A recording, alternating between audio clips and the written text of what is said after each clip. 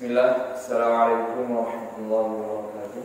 Waalaikumsalam warahmatullahi wabarakatuh. Rabbil alamin, wassalatu wassalamu ala Rasulillah wa ala alihi wa ashabihi wa man tabi'ahum bi ihsan ila yaumiddin. Amma ba'd. Fa ya ibadallah, ittaqullaha haqqa tuqatih wa la tamutunna illa wa antum muslimun. Baik, Bapak-bapak, saudara-saudara sekalian, rahimakumullah, jamaah maghrib yang dimuliakan oleh Allah Subhanahu wa taala. Alhamdulillah, kita kembali memuji Allah Subhanahu wa taala di malam yang berbahagia ini, malam Rabu, tepat pada tanggal 1 Muharram 1443 Hijriah. 1443 Hijriah. Tentu kita semua bersyukur manakala Allah Subhanahu wa taala memberikan kepada kita kesempatan memanjangkan umur kita.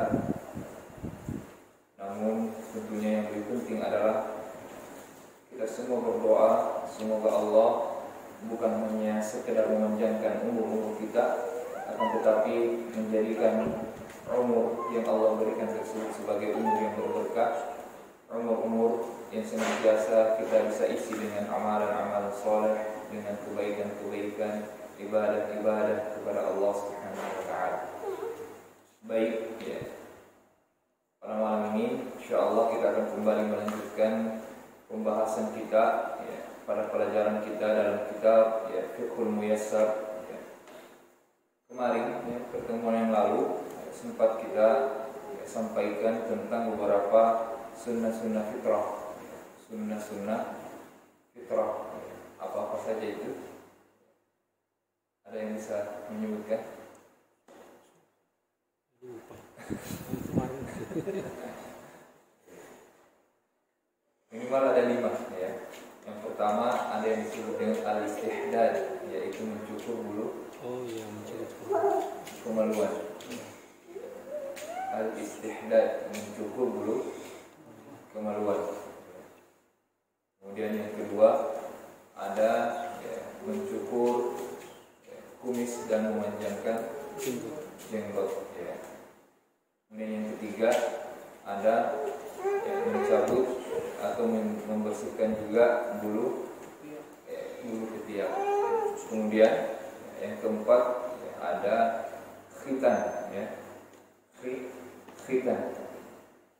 Dan yang terakhir adalah memotong kuku. Nah, ini termasuk di antara 5 perkara yang tergolong ke dalam sunnah-sunnah fitrah. Namun sunnah-sunnah fitrah ini tidak terbatasi oleh 5 perkara ini. Dia ada banyak.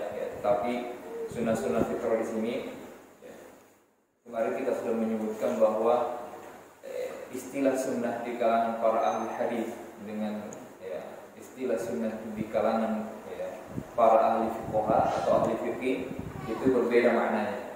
Kemarin kita sudah menyebutkan bahwa sunnah menurut ahli hadis atau ditinjau dari pemahaman para ahli hadis mengenai sunnah, yaitu jalan hidup Nabi Sallallahu Alaihi Wasallam, yang berarti sesuatu yang harus kita ikuti, bahkan posisinya bisa sampai kepada wajib. Sama seperti memelihara jenggot, kita pahami bahwa ini sunnah, tapi dari pengertian dari para ahli hadis. Adapun dari sisi para ahli fuqaha atau para ahli fikih, maka sunnah adalah sesuatu ibadah yang apabila dikerjakan mendapatkan pahala, kalau ditinggalkan maka tidak mengapa, tidak masalah. Maka sunnah-sunnah fitrah ini ada sunnah fitrah yang masuk dalam kategori sunnah yang hukumnya wajib, ada sunnah-sunnah fitrah yang hukumnya sunnah menurut ahli fikih. Seperti khitan tadi bagi para laki-laki, tentu sunnahnya di sini maksudnya adalah wajib bagi para laki-laki. Bagi para wanita maka mereka dikasih pilihan. Hitam bagi para wanita itu ya bukan sesuatu yang diwajibkan, ya, tetapi kata para ulama kita, ya, bahkan kata Nabi SAW, ya, kalau ya para wanita memilih untuk dikhitan, maka itu adalah ya, merupakan kemuliaan bagi mereka. Tapi kalau pun tidak mau dikhitan, maka tidak ada masalah. Ya, beda hukumnya dengan para lelaki, karena ya, di situ ada najis atau kotoran yang harus ya, dibersihkan ketika ya, dia sudah mulai beranjak dewasa. Baik, ya, terkait ya, bagaimana sebenarnya atau kapan sebenarnya ya, perintah untuk melakukan sunnah-sunnah fitrah tadi yang ya, kelima tadi, memotong kuku, mencukur bulu kemaluan, ya, memanjangkan jenggot ataupun memelihara jenggot ataupun mencukur kumis dan menggunting kuku.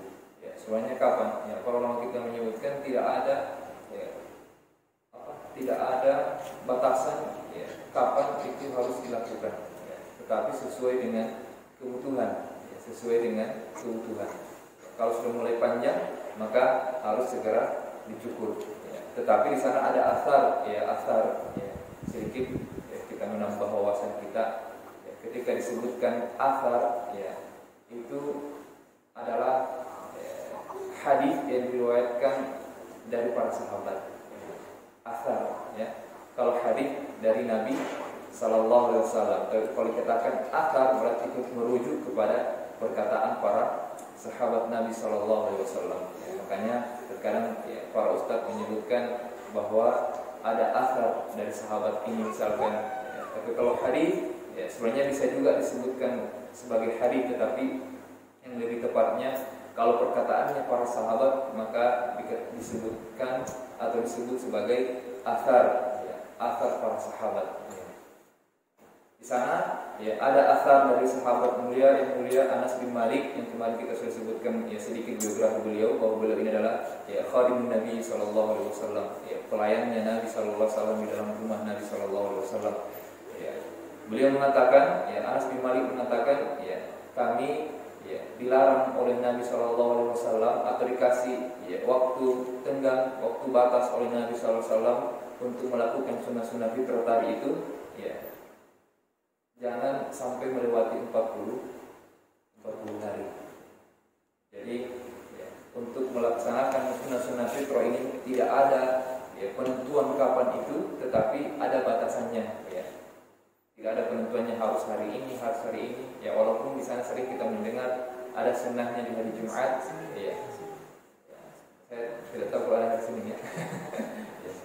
Ada yang menyebutkan tentang di hari Jumat melakukan itu, tapi ini ternyata ya hadisnya atau hukumnya lemah, ya, tidak kuat. Ya, pendapat yang mengatakan disunnahkan di hari Jumat. Ya. Tetapi yang benar adalah ya, tidak ada ya, waktu kapan itu harus dilakukan, tetapi ada batasannya. Jangan sampai melewati 40 hari. Dan memang kalau sudah lewat 40 hari ini ya, sudah agak panjang ya. Apalagi yang bulu yang satu itu ya. Termasuk semuanya sebenarnya ya. Bulu ketiak ya, kalau sudah melewati 40 hari itu sangat panjang. Dan itu pasti kalau orang normal risih ya, tidak nyaman. Mau pakai deodoran juga, deodorannya menempel sama bulu ketiaknya, ya. Maka harus ya, diperhatikan ini. Baik. Jadi dipahami bahwa itu dilaksanakan tidak ada waktunya, tetapi ada batasannya, jangan sampai melewati 40 hari. Ya. Kenapa? Karena sunnah-sunnah fitrah tadi itu adalah sebagai bentuk ya bahwa kita ya, mengikuti perintah Allah Subhanahu wa taala untuk senantiasa membersihkan diri kita. Baik. Sekarang ya, kita masuk pada ya, bab yang baru, yaitu bab yang kelima ya, tentang wudu. Bab tentang wudu ya. Soalnya kalau kita menyebut kata-kata wudu ini ya, ibaratnya ini sudah sesuatu yang sangat di luar kepala ya. Tapi saya yakin banyak di antara kita ketika ditanya saja apa syarat sahnya wudu, ya, mungkin ya, Allah alam Ustaz. Ya. Nah, ini perlu kita pelajari sekalian ya, jemaah yang sangat bahagia, karena ini ya sering kita lakukan setiap hari ya, bahkan 5 kali sehari semalam ya, kita harus berwudu untuk melaksanakan salat 5 waktu ya. Belum lagi dengan salat sunnah, belum lagi dengan baca Al-Quran maka ini membutuhkan kita harus berwudu. Ya. Baik. Ya. Kata penulis, pada bab wudu ini terdiri dari beberapa bagian. Ya. Bagian pertama, definisi atau pengertian wudu itu sendiri, dan hukum-hukum yang terkait dengannya. Secara bahasa, wudu itu berasal dari kata al-wadha'atu. Al-wadha'atu, pakai hamzah, al-wadha'ah. Beda kalau pakai ain, al-wadha'ah. Hamalathu ummuhu wa wada'athu wahnan wa wada'athu. Beda, jelas beda maknanya. Saya lupa ayatnya. Beda maknanya antara al-wadha'ah pakai hamzah dengan al-wadha'ah. Kalau al-wadha'ah pakai ain itu artinya meletakkan atau melahirkan. Baik. Kalau al-wadha'ah pakai hamzah, yang ini akar kata dari wudu, wudu artinya keindahan, keindahan ataupun kebersihan. Jadi wudu itu sebenarnya salah satu fungsinya dari makna katanya berarti agar tidak terlihat indah.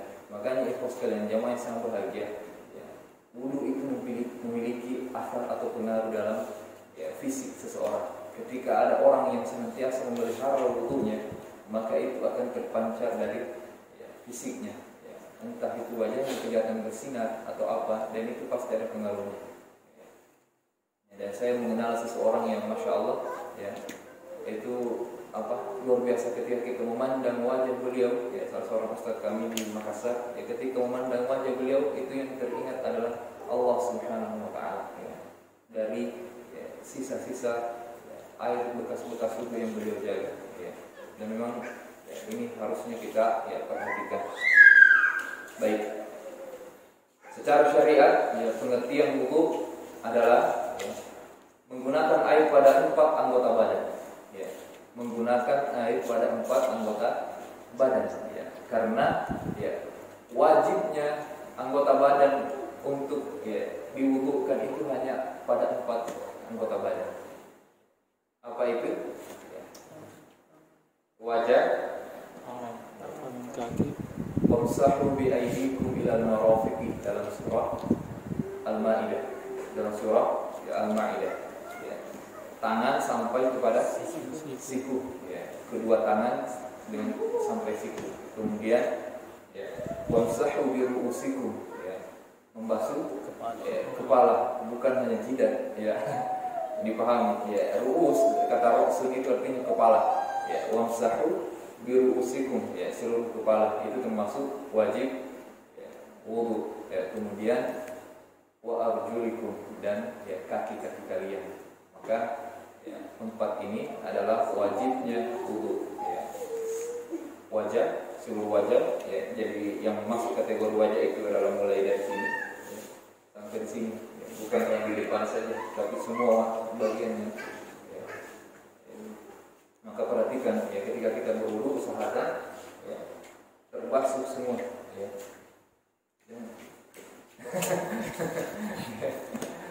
Jadi seperti itu. Insya Allah kita perjelas nanti di bagian apa-apa saja yang masuk ke dalam perkara-perkara yang wajib diwudukan, atau anggota badan yang diwajibkan untuk dibasuh dalam proses berwudu tersebut. Secara syariat tadi menggunakan air pada 4 anggota badan, yaitu wajah, kedua tangan sampai kedua siku, kemudian kepala dan kedua kaki, dengan tata cara tertentu dalam syariat dalam rangka beribadah kepada Allah Subhanahu wa taala. Jadi dari pengertian ini kita bisa memahami bahwa wudu itu punya tata cara, dan dia harus tujuannya adalah dalam rangka beribadah kepada Allah Subhanahu wa taala. Bagaimana maksudnya? Ketika ada orang yang membasuh anggota badannya ini, yang keempat tadi, tetapi dia tidak meniatkannya untuk beribadah dalam proses berwudunya itu, maka itu tidak disebut dengan wudu, kecuali dia meniatkan untuk beribadah kepada Allah Subhanahu wa taala. Baik. Kemudian yang bagian kedua, kata penulis, dalil tentang diwajibkannya wudu, dan kepada siapa saja wudu itu diwajibkan dan kapan wudu itu wajib. Baik. Dalilnya tadi kita sudah sebutkan ya, tentang wajibnya wudu, yaitu di dalam surah Maryam ya. Allah Subhanahu wa taala berfirman dalam surah Maryam, dalam surah Al-Maidah ayat yang ke-6, Allah mengatakan, ya ayyuhalladzina amanu idza qumtum ila sholati faghsilu wujuhakum wa aydiyakum ila al-marafiqi wamsahu bi ru'usikum wa arjulakum ila al-ka'bayn ya.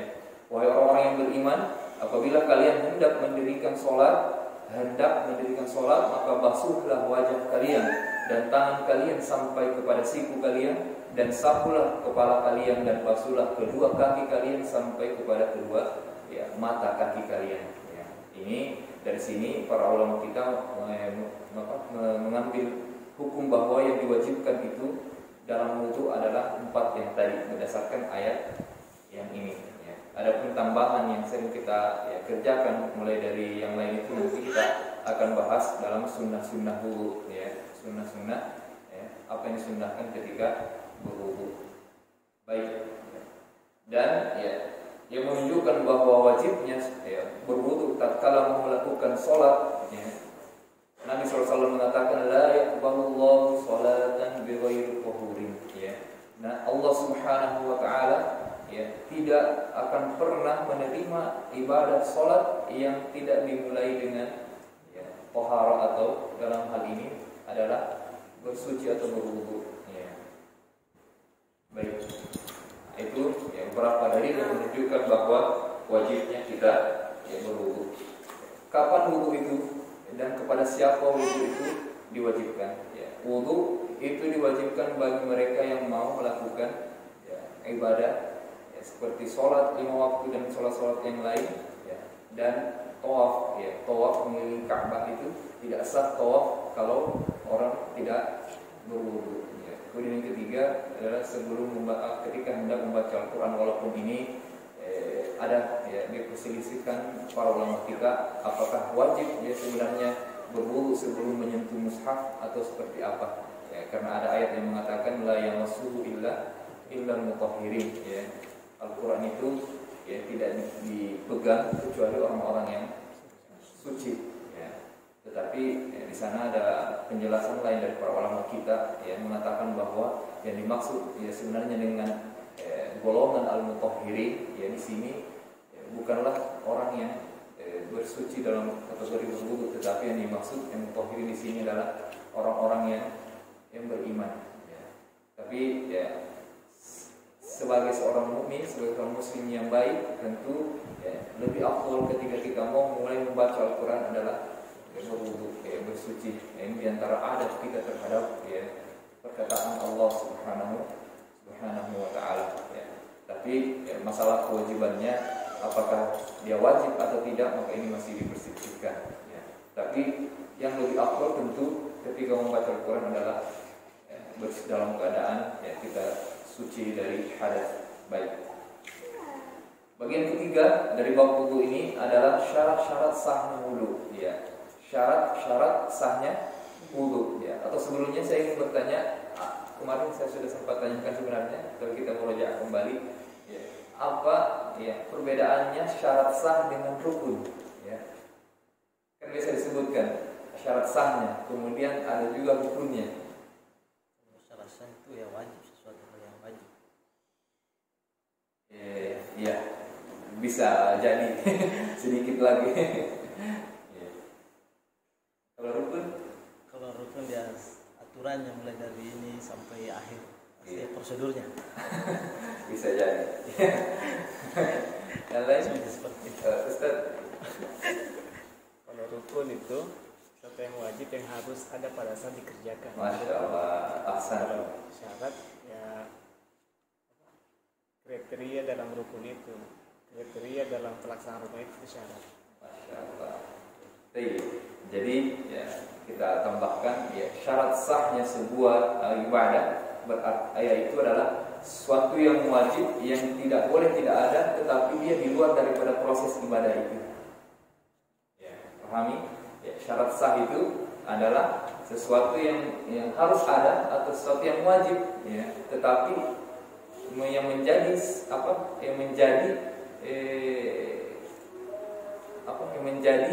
yang membuat ibadah itu menjadi diterima oleh Allah SWT, tapi dia posisinya di luar dari proses ibadah itu.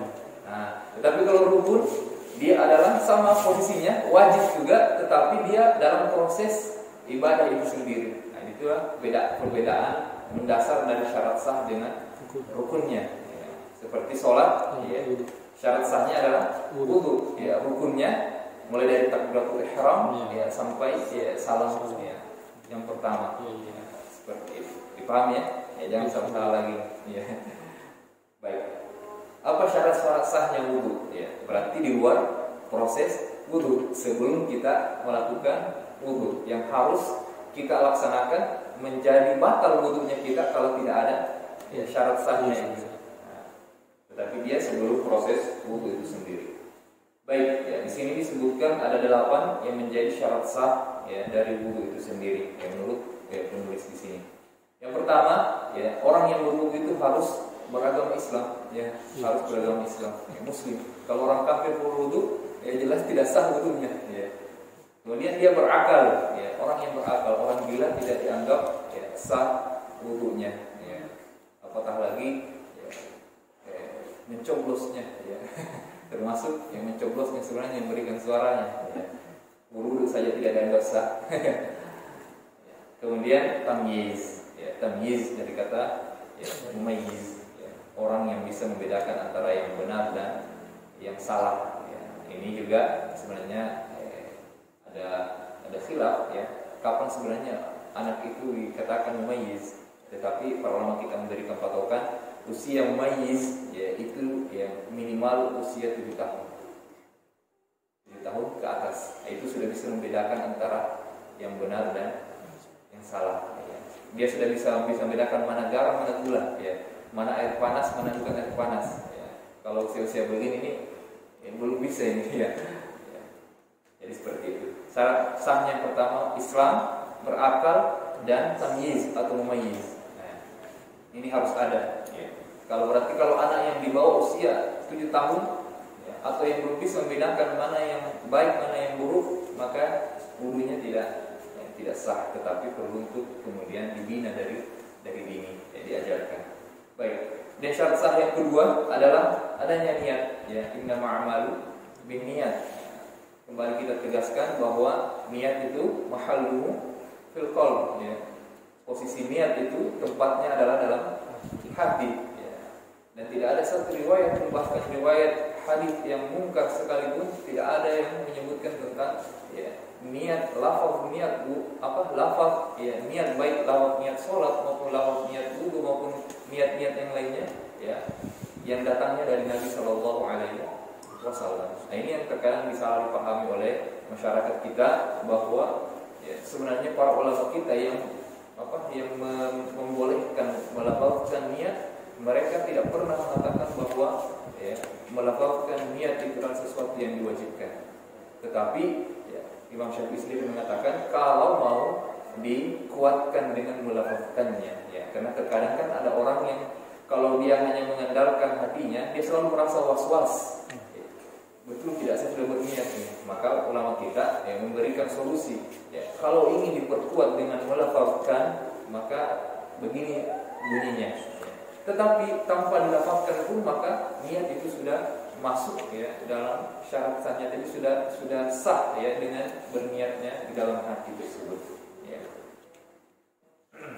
Baik, itu 2 ya. Kemudian yang ketiga ya, harus menggunakan air yang suci dan menyucikan.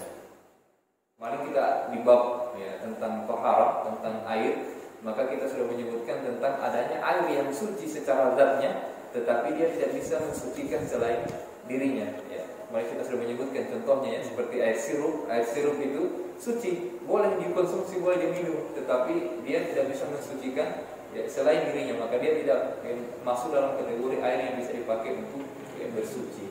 Dan air-air yang lainnya yang ya, kemarin kita menyebutkan 3 syarat ya, bahwa air itu bisa dipakai untuk bersuci ya, dia tidak berubah warnanya, tidak berubah rasanya, dan tidak berubah baunya ya.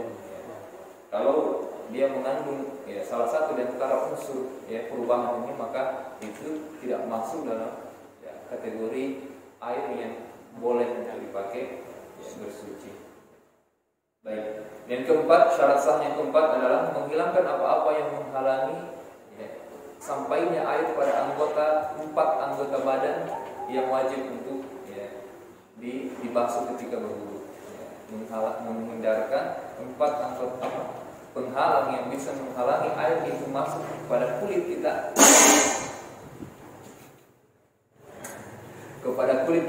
dari empat anggota badan. Nah, sebenarnya di sini ada pembahasan panjang ya. Bagaimana ya kalau yang tadi kita sebutkan ya, wajah, kedua tangan sampai siku, kemudian kepala, kemudian kaki sampai mata kaki. Ini harus kita perhatikan, jangan sampai ada penghalang air menyentuh kulit bagian-bagian anggota badan tersebut. Ya, seperti cat ya, yang sifatnya menghalangi. Ya. Tapi kalau cat yang seperti cat air, itu kan dia tidak sampai menghalangi. Ya, berwarna tetapi air masih bisa tembus. Ya. Beda halnya kalau cat yang pakai thinner, ya, yang dia akan mengeras ya, ketika lama, dan dia pasti air itu tidak akan, apalagi pakai nodro, ya jelas tembok saja tidak tembus air, apalagi kulit ya. Nah, seperti itu. Tetapi ada kaidah mengatakan bahwa ya, semua benda cair yang menempel pada kulit itu ya, tidak bisa menghalangi masuknya air. Ya. Sekalipun pada kelihatannya nampak bahwa benda cair tersebut menghalangi masuknya air. Ya, bagaimana maksudnya? Contoh kasusnya adalah ketika kita habis pegang minyak tanah misalkan.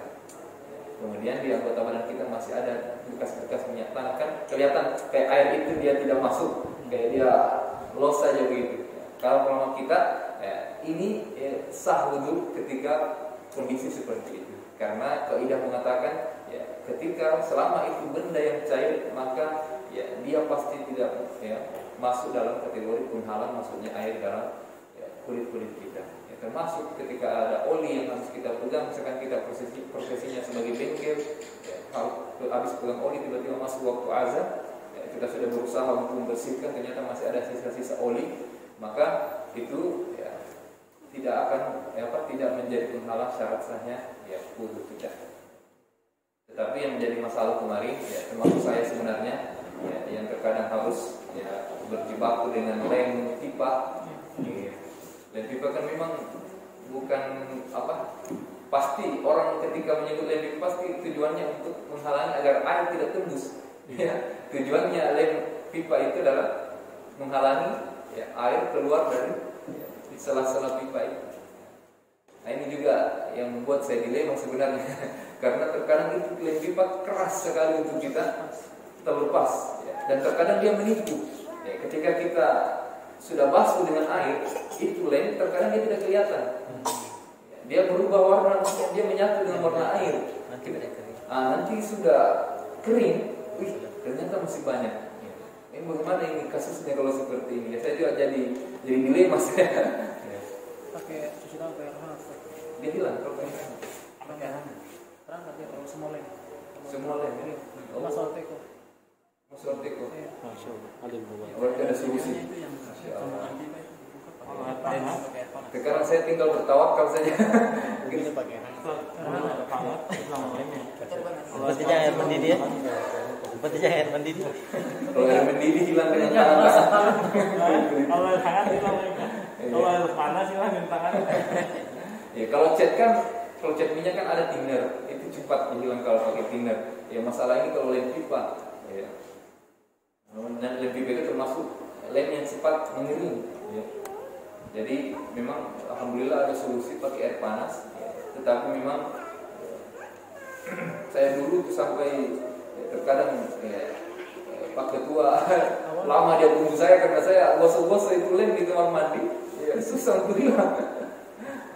Awalnya saya biasa pakai pisau. Tetapi memang alangkah baiknya ketika kita bekerja dengan hal-hal seperti misalkan kita ngecat atau apa segala macam, lebih baik kita berusaha untuk melindungi diri sebelum bekerja.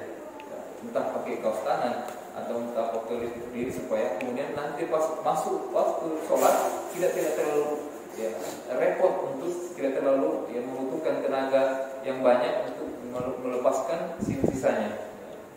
Dan tentunya kembali kita bahwa ini harus kita berusaha bertakwa pada Allah pada bagian-bagian yang seperti ini. Di sana sebenarnya ada fatwa para ulama kita, termasuk diantaranya Syekh Ibnu Utsaimin beliau mengatakan ketika ada sisa, yang penting kuncinya tadi dia sudah berusaha untuk menghilangkan, tapi ternyata masih ada sisa dari apa yang menjadi penghalang itu, tapi dia sudah betul-betul berusaha untuk menghilangkan, maka itu dimaafkan, bisa dimaafkan. Tapi ini tentunya kita berusaha untuk keluar dari khilaf, yang terbaik adalah bagaimana kita berusaha untuk membersihkannya. Kemudian disebutkan juga mungkin kalau kayak kita ini, maksudnya yang rata-rata profesinya tidak bergelut dengan bidang seperti itu, bukan tukang cat, bukan juga tukang lem pipa, mungkin kita mengatakan gampang jadi bersihkan. Tetapi kalau tukang cat yang waktu sholat datang dia sholat, ketika selesai sholat dia harus kembali mengecat, atau tukang lem pipa yang habis dia mengelem sholat, habis itu kembali, dia akan kesusahan, apalagi jarak antara zuhur dengan asar yang sedikit waktunya. Setiap kali waktu sholat dia harus membersihkan. Maka kata ulama kita, kalau memang yang profesinya seperti itu, yang penting dia sudah berusaha untuk membersihkan dan masih tersisa, maka ini dimaafkan. Tetapi untuk yang bukan profesinya seperti itu, setiap harinya, maka sebisa mungkin, pokoknya sebelum masuk waktu sholat sudah bersih tangan-tangan tak dari hal-hal semacam ini. Tadi ada solusinya, pakai air hangat, jangan air panas, apalagi air mendidih. Panas saja semuanya. Baik, air panas. Seperti kemudian kayak para wanita, memang kita ingatkan istri kita jangan memakai kuteks yang sifatnya menghalangi masuknya air cukup kita. Beda halnya kalau kayak paci, bahasa Inggrisnya paci atau pacar atau biena, itu kan paci rambut. Paci daun pacar, dia berwarna tetapi dia menyatu dengan kulit dan itu tidak bersifat menghalangi masuknya air. Seperti itu. Lipstick, kalau lipstick kan gampang jadi dibersihkan. Iya, dia pakai nodro.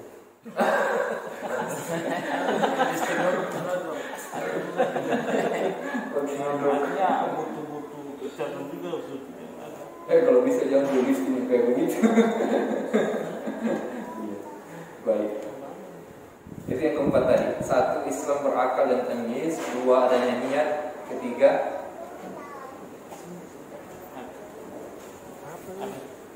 syarat sahnya begitu. Iya. 2 itu yang niat. Air yang mensucikan. Air yang mensucikan. Suci dan mensucikan. Yang keempat tadi, tidak adanya bebasnya kulit yang anggota badan yang wajib diwudukan itu dari penghalang-penghalang masuknya air. Bagaimana kalau yang anggota badan yang sifatnya sunnah saja, bukan sunnah saja, sifatnya sunnah, selain daripada wajib untuk diwudukan, maka tentu ini tidak jadi masalah, karena dia tidak dibasuh pun sebenarnya sah untuk wuduknya kita. Baik. Tato itu Ustaz menyatu dengan kulit tato itu. Termasuk tato itu sebenarnya dia hanya berupa warna, tidak menyatu dengan kulit. Menyatu dengan kulit. Dia tidak menghalangi. Kalau Ustaz, saya pernah dengar kayak khauf itu sepatu, bagaimana? Iya, itu dia bisa tidak dibuka. Nanti ada punca sendirinya, ada pembahasan tersendirinya. Atau alami, atau alami. Buka. Hamban. Tanda lahir. Baik. Nah, itu yang kelima, syarat sahnya itu kita harus sudah beristinja atau beristishmar kemarin itu maksudnya ketika selesai buang hajat, tidak boleh atau tidak sah wudunya kita ketika kita habis buang hajat kemudian langsung berwudu sebelum beristinja atau beristishmar. Dan yang keenam harus mualah, mualah, yaitu berkesinambungan, harus tertib. Bukan beda berkesinambungan dengan tertib. Berkesinambungan itu maksudnya tidak ada jeda. Jangan sampai jam 6 dia basuh mukanya, jam 7 baru dia basuh tangannya. Ini tidak bisa, ya. Dia harus ya, berkesinambungan langsung, ya. Tidak boleh ada jeda yang terlalu lama. Bisa begitu ya. Terkadang lagi ya, cuci muka, bertubuh dulu, tiba-tiba dipanggil mungkin sama istrinya, ya. Lama baru kembali, dia tidak lagi mulai dari wajahnya, dia langsung lanjutkan. Nah, ini tidak boleh, ya. Harus berkesinambungan. Itu yang keenam. Kemudian yang ketujuh, tertib dalam ya, pelaksanaannya harus ya, sesuai dengan urutan yang disebutkan oleh Nabi Shallallahu Alaihi Wasallam. Tidak boleh kebalik-balik, ya.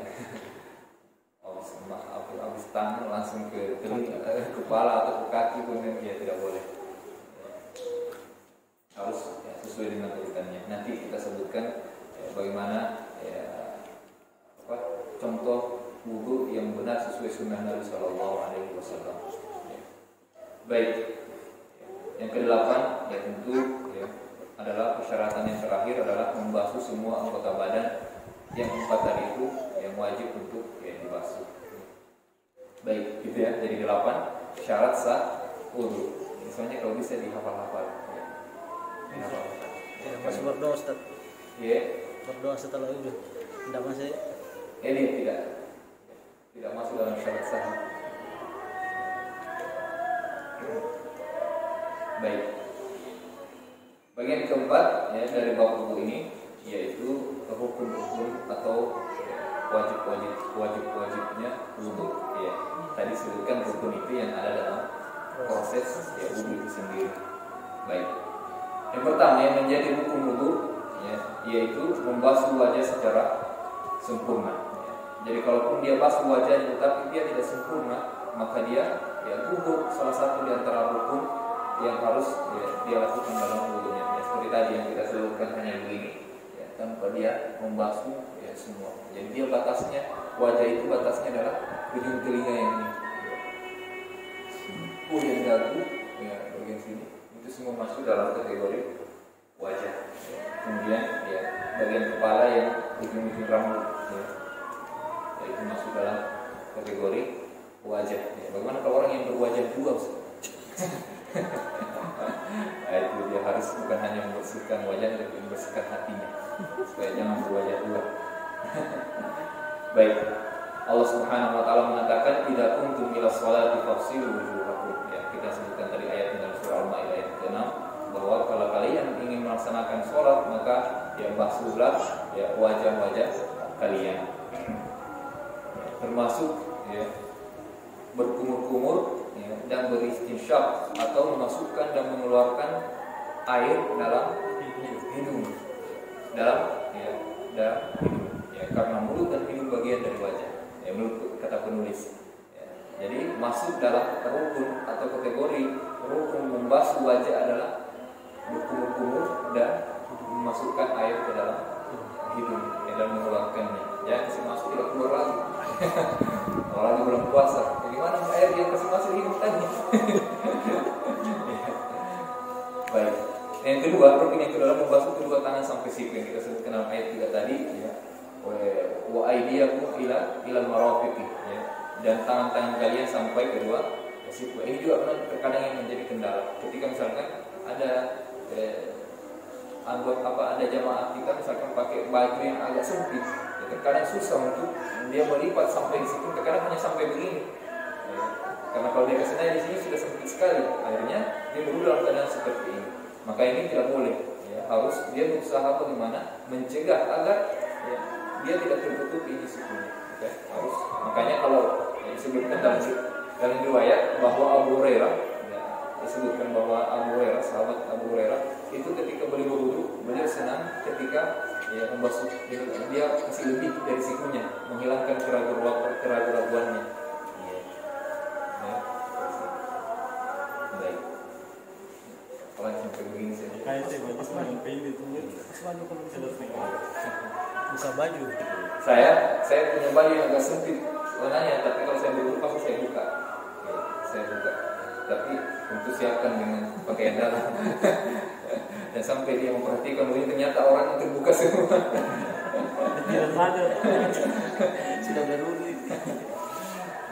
Baik, itu rukun yang kedua. Yang ketiga adalah mengusap kepala seluruhnya ya, kepala yaitu mulai dari sini ulun sampai ya ke belakang. Ini masuk dalam kategori ya, kepala. Ada yang menyebutkan dikembalikan seperti ini ya, tapi itu adalah bagian dari ya sunnah-sunnahnya. Tapi yang wajibnya adalah membasuh ya satu kali seperti ini ya, membasuh ya, satu kali ya seperti ini sampai kedua telinga.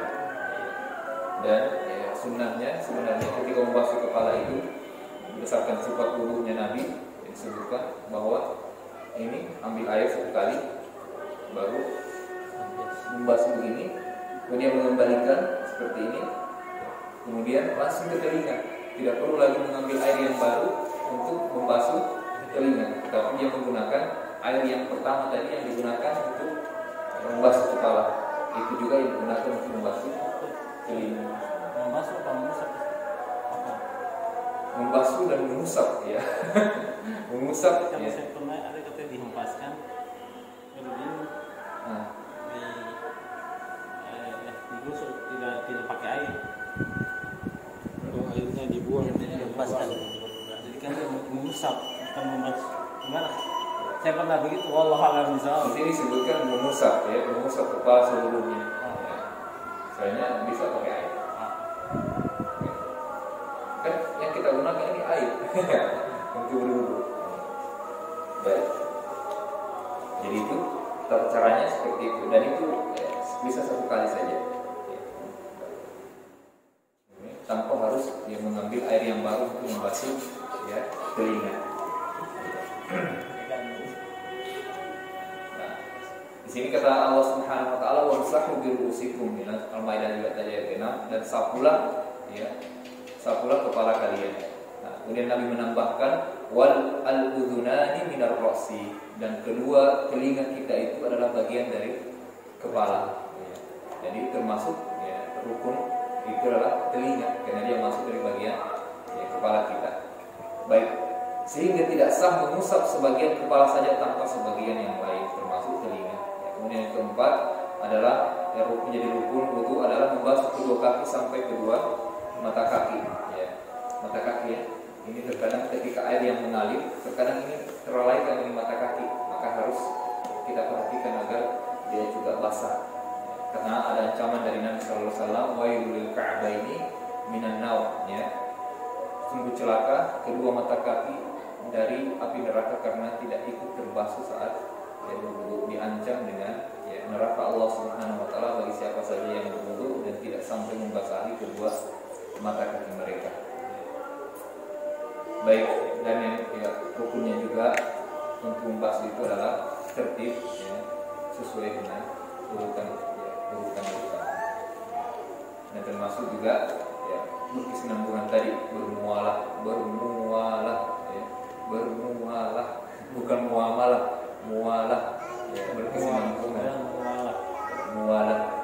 Baik, saya kira kita cukupkan pembahasan kita pada malam pagi ini. Mudah-mudahan apa yang kita pelajari kita bisa amalkan ya, kita bisa praktekkan dalam kehidupan kita sehari-hari. Memang karena wudu ini adalah perkara yang sering kita lakukan, tetapi ya banyak di antara kaum muslimin yang terlalu ya mudah-mudahan meremehkan masalah wudu ini, sehingga banyak ya yang seharusnya menjadi syarat sah wudu, yang harusnya masuk dalam rukun-rukun wudu ini tidak terperhatikan, ya, terlalaikan, sehingga dia batal ya wudunya karena tidak memperhatikan hal-hal.